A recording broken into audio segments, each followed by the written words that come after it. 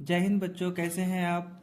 आज हम लोग क्लास 9 का NCERT book, new NCERT book जो है उसका जो है एक्सरसाइज 6.1 देखेंगे। इससे पहले जो है मैंने थ्योरी क्लास यानी थ्योरी एंड कंसेप्ट को पढ़ा चुका है। अगर आप नहीं देखे हैं वो वीडियो तो पहले उस वीडियो को देख लें, चूँकि उसमें कंसेप्ट पूरा क्लियर किया हुआ है। और आज जो है हम लोग आज 1 नंबर से प्रॉब्लम को स्टार्ट करेंगे। तो ये जो चैप्टर का नाम है लाइंस एंड एंगल्स है। तो इसमें हम लोग देखिए, इसमें जो है हमको निकालना है, ये एक एक्सरसाइज 6.1 है। इसमें कह रहा है कि ए बी सी जो है, ए बी सी एक लाइन है, ये दिया हुआ है। ए बी सी एक लाइन है और सी डी एक लाइन इंटरसेक्ट करता है। सी डी लाइन जो है ओ पे इंटरसेक्ट करता है और एक रे लिया हुआ है ओ से ई तक। तो यह कह रहा है ए बी एक लाइन है, सी डी इंटरसेक्ट करता है ओ पे। इफ एंगल ए ओ सी और plus angle B O E, ये दोनों मिलकर के कितना है 70 है। ये दोनों मिलकर के 70 है। और बी ओ डी ये कितना है मेरा, बी ओ डी ये 40 है। तो हमको निकालना क्या है, बी ओ ई। तो बी ओ ई ये एंगल को निकालना है और दूसरा एंगल क्या निकालना है, रिफ्लेक्स एंगल सी ओ ई। सी ओ ई इसको निकालना है। तो मतलब ये एक लाइन है, ये एक स्ट्रेट लाइन है और ए भी एक स्ट्रेट लाइन, सी डी एक स्ट्रेट लाइन है। ओ पे काटता है और रे जो है इसका दिया हुआ और ये एंगल दिया हुआ है। तो अब हम जो है इसको अब बनाते हैं। अब इसमें देखिए, ये मैं फिगर ड्रॉ किया हुआ हूँ। फिगर आप इसको देख सकते हैं। फिगर, ये फिगर है और फिगर में देखिए ए ओ सी, ए ओ सी और ओ सी, बी ओ सी, ये दोनों दिया हुआ कितना 70 डिग्री। आप इसको लिख सकते हैं कि angle A O C plus angle B O E, ये दोनों मिलकर के कितना है 70 है। और ये एंगल आपका दिया हुआ कितना मेरा 40 डिग्री। ये एंगल कितना दिया हुआ 40 डिग्री। तो angle D O B, D O B कितना है 40 है। तो डी ओ बी क्या है 40 है। तो अब हम इसका प्रॉपर्टीज़ क्या होता है, जैसे ये कोई एक स्ट्रेट लाइन है और यहाँ पे जो है ऐसे एक लाइन इसको इंटरसेक्ट कर रहा है पे, तो ये जो एंगल होगा वही एंगल कितना होगा, ये एंगल होगा। तो ये एंगल कहलाता है वर्टिकली ऑपोजिट एंगल। ये अगर 40 है तो ये भी आपका क्या होगा 40 होगा। तो ये जो मेरा 40 एंगल है ये भी एंगल कितना होगा 40 डिग्री ही होगा।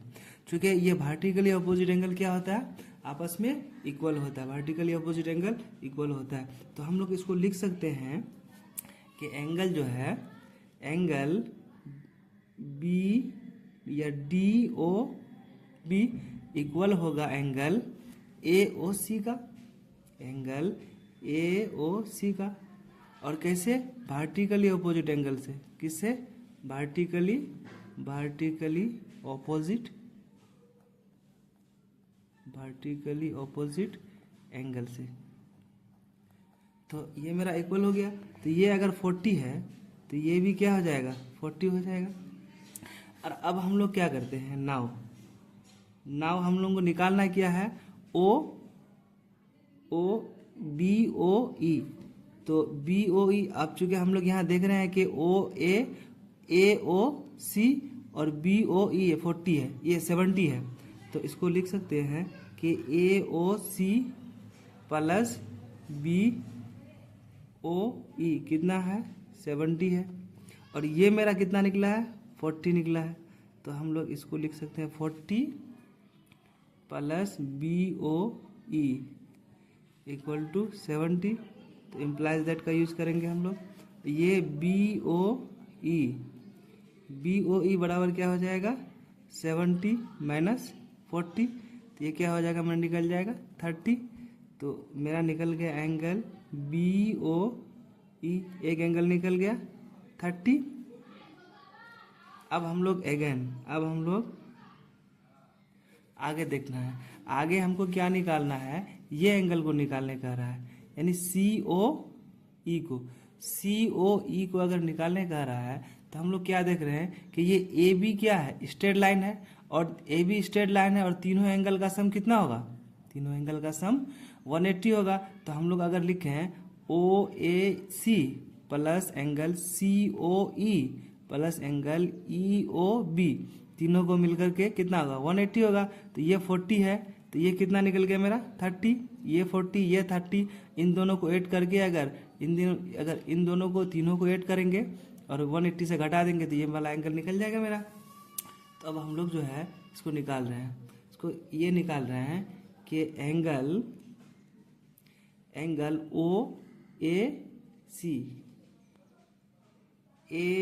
ओ C plus angle C O E plus angle E O B मिलकर के कितना है 180 है। क्यों? क्योंकि A B is a straight line, A B क्या है स्ट्रेट लाइन है, तो इसको लिख सकते हैं A B is a straight line.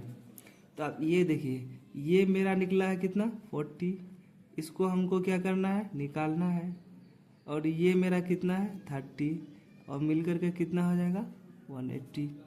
तो इन दोनों को अगर हम लोग ऐड कर देते हैं तो ये कितना हो जाएगा सी ओ ई, इन दोनों को ऐड कर दिया तो 70 हो गया, और इधर आकर क्या हो जाएगा 70 माइनस हो जाएगा।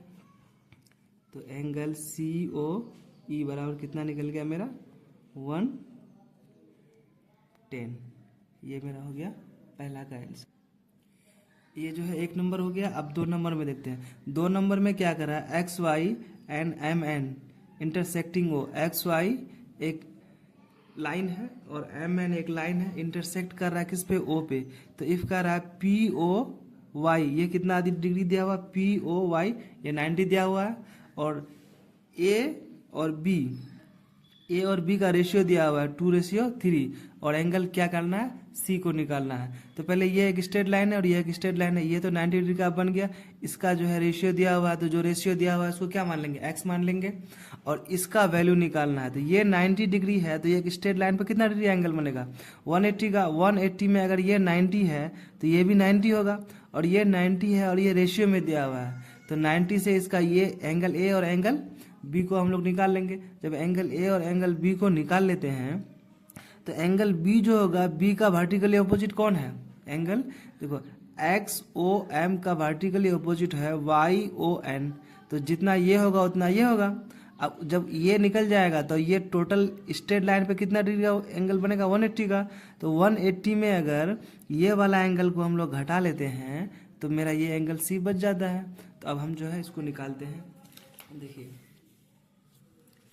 इसका रेशियो दिया हुआ है 2:3 का रेशियो, तो जो दिया हुआ पहले हम उसको लिख लेते हैं सॉल्यूशन में। देखो ये जो है आपका गिवन दैट है, दिया हुआ क्या है कि एंगल जो है ये 90 डिग्री है, P angle P O Y कितना है 90 है, और एंगल जो है एक्स ओ एम, ये आप इसको लिख सकते हैं एक्स ओ, जब ये 90 है तो ये भी क्या होगा मेरा एंगल पी ओ एक्स भी कितना होगा 90 होगा, ये 90 होगा। तो इसका एंगल का रेशियो दिया हुआ है, ए का वैल्यू दिया हुआ है 2, अब यहाँ देख सकते हैं से ए का वैल्यू क्या है 2 और बी का वैल्यू क्या है 3, क्योंकि A:B है तो ए का 2 और बी का 3, तो हम लोग ए बराबर 2 लिखे और बी बराबर क्या लिखे 3 लिखे, क्योंकि A:B का रेशियो दिया हुआ था 2:3 का रेशियो, किसका रेशियो 2:3 का रेशियो वो दिया हुआ था। तो अब ये जो है लेट इसको मान लेंगे क्या, ए को मान लेंगे 2x और बी को मान लेंगे क्या 3x।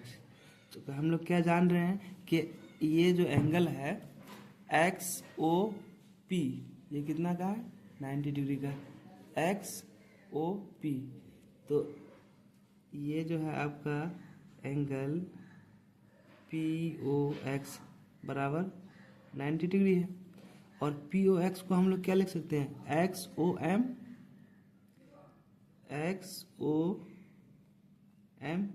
प्लस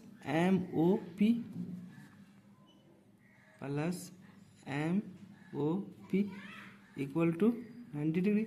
तो ये 2x है और ये 3x है, तो मिलकर के 90। अब ये दोनों मिलकर के क्या हो जाएगा 5x इक्वल टू 90। तो x इज इक्वल टू क्या आ जाएगा 90/5, तो 18 आ जाएगा। तो a बराबर क्या था 2x और x का वैल्यू क्या था 18, तो मिलकर ये निकल गया कितना 36। और b क्या था 3x, x को क्या माने थे x को क्या निकला था 18, तो ये क्या हो जाएगा 54। अब जब ये 54 हो गया तो अब ये देखेंगे ये एंगल कितना मेरा निकला 54 निकला।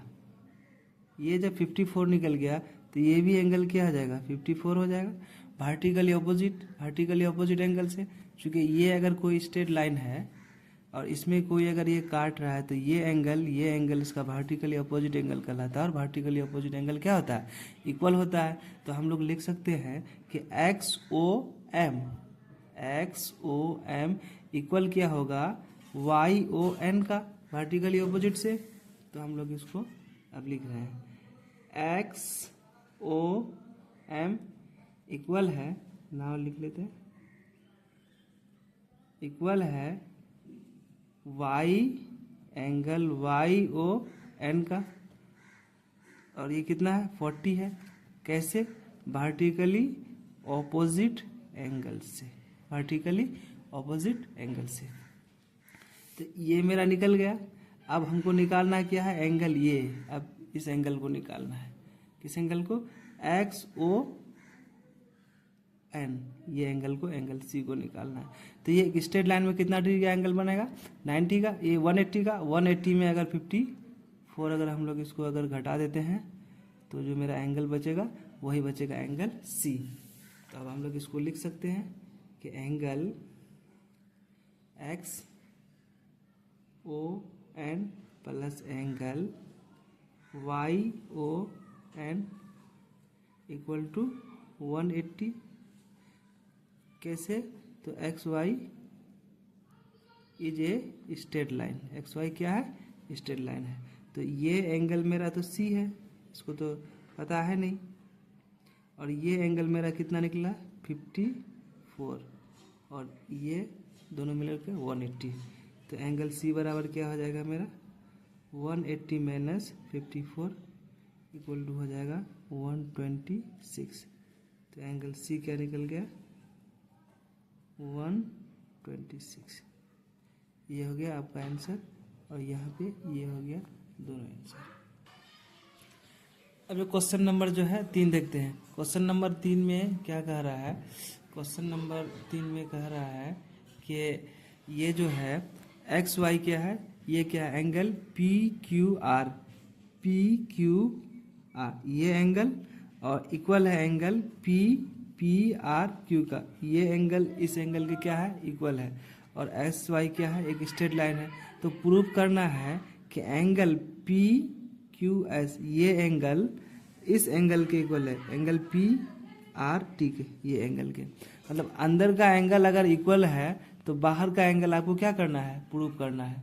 तो बाहर का एंगल क्या करना है प्रूफ करना है। PQR इक्वल है PRQ का, तो प्रूफ करना है PQS इक्वल किसका है PRT का।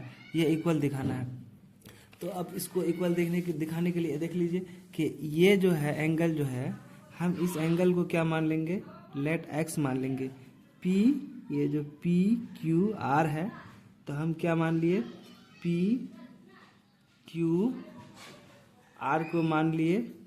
ये जो जितना एंगल होगा उतना ही एंगल कौन सा है एंगल PRQ। PQR जितना है उतना है PRQ। तो PRQ इसको क्या मान लिए x मान लिए, इसको x मान लिए। तो अब हम लोग क्या करेंगे कि x मानने से अब ये देखो ये एक स्ट्रेट लाइन बना, तो ये इस पॉइंट के लिए ये एंगल हमको दिखाना है। तो हम लोग ले सकते हैं नाउ कि एंगल S या इधर से लो PQS, angle PQS plus angle PQR, plus angle PQR मिलकर के कितना है 180 डिग्री। तो ये एंगल तो आप पी क्यू आर तो आपको एक्स है, तो पी क्यू एस प्लस ये एक्स, ये 180 डिग्री। तो एंगल पी क्यू एस बराबर क्या होगा, 180 माइनस एक्स डिग्री। इसको इक्वेशन फर्स्ट मान लिया। नाउ अगेन, अब आगे अब लिखते हैं नाउ अगेन। अब क्या ले रहे हैं, ये एंगल को ले रहे हैं। देखो ये हो जाएगा पी आर क्यू और पी आर टी दोनों मिलकर के 180 हो जाएगा। तो P angle P R Q plus angle P R T मिलकर के कितना हो जाएगा, 180 हो जाएगा। तो ये एंगल तो आपका दिया हुआ है पी आर क्यू, कितना है, एक्स है, तो ये एक्स लिख लेंगे प्लस पी आर टी, ये कितना है, 180 डिग्री। अब इसको क्या करेंगे, पी आर टी इक्वल क्या हो जाएगा, 180 माइनस एक्स हो जाएगा। ये इक्वेशन सेकंड। अब देखो दोनों इक्वेशन का LHS RHS जो है इक्वल है, ये इसका भी PQR का भी RHS है जो है वही RHS ये जो है PRT का भी है। जब दोनों RHS इक्वल है तो LHS भी क्या हो जाएगा, इक्वल हो जाएगा। तो फ्रॉम फर्स्ट एंड सेकंड से वी गेट, हम लोग क्या पाते हैं कि ये जो है PQS इक्वल हो जाएगा PRT का। जब ये दोनों इक्वल हो जाएगा तो ये क्या हो जाएगा, मेरा प्रूफ हो गया।